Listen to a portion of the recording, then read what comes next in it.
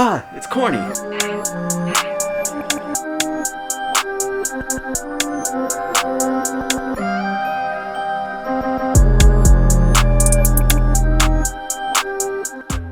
Alright, we made it back. Surprisingly.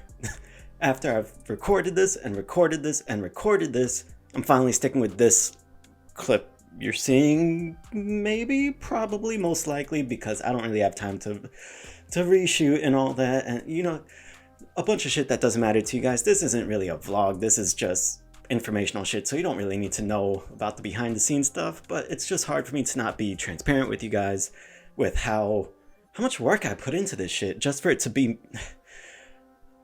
not good enough yet. But you know, just like getting your reps in, that's what these videos are, me trying to get my reps in with this videography shit. So maybe one day I could be just as good of a filmmaker as I am at picking shit up.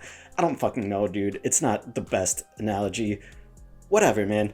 I'm just here and I'm making shit, so you're here watching shit, and maybe you'll watch to the end, maybe you won't. But in case you decide to, thank you. Yeah, you could tell that I'm tired of recording this shit because I just keep on babbling about it. But we're here, we made it, we're still sticking with the leg day exercises. So now we have moved on beyond the warm-up stuff, beyond the sumo deadlift and the hamstring shit. So now we're moving into some quad stuff with the quad focus split squat. The why for this exercise is very simple. Load up the quads, help battle imbalances. That's all you really need to know about why to do it, right? The more intricate thing is figuring out when to do it. So let's talk about when to do it. Oh god. Okay. Yep. So when should we do this quad focus split squat?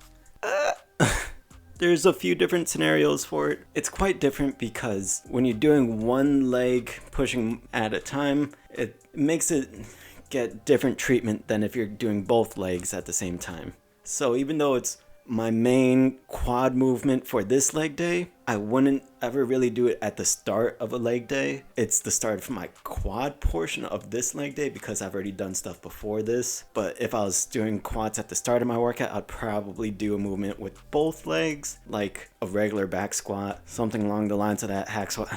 I don't know, so many different things that I would do at the start of it. But it's not an isolation movement, so I wouldn't do it last either. I mean, maybe you can get into stuff as a burnout, whatever, but structuring it as like a basic movement throughout your workout, I would do it as my secondary compound movement. So my primary one, or my first one, would be most likely a back squat, whatever, a regular two-legged squat, and then I would move on to this, a split squat or lunge or whatever else like that. So then I could get some of that focus on each individual leg. After that, I would go into an isolation movement. So there are a lot of different things you could take into consideration when figuring out when to do this, but that's kind of my thought process for it. I would suggest you play around for when it works best in your program. Unless you try out this whole day, you'll see how it works. You might be able to get away with doing it first, but I always prefer it second. I'm really here just arguing with myself about all.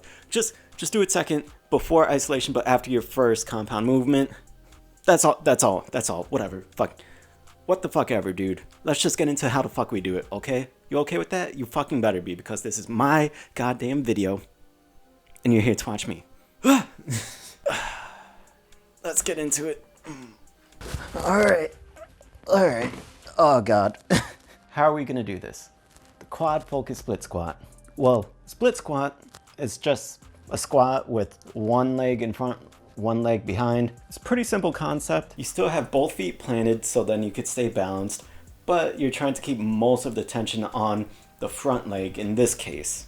You're gonna squat as low as you can while keeping your back straight, stand back up, okay? But what about it makes it quad focused? How do we execute it to grow the front of our thigh rather than prioritizing the back of the thigh? This is a pretty simple spectrum. So the more narrow you stand, the more quad focused it'll be. The wider you stand, the more glute hamstring focus it'll be. Why is that? The more narrow you are, the more of an acute angle you will get at your knee.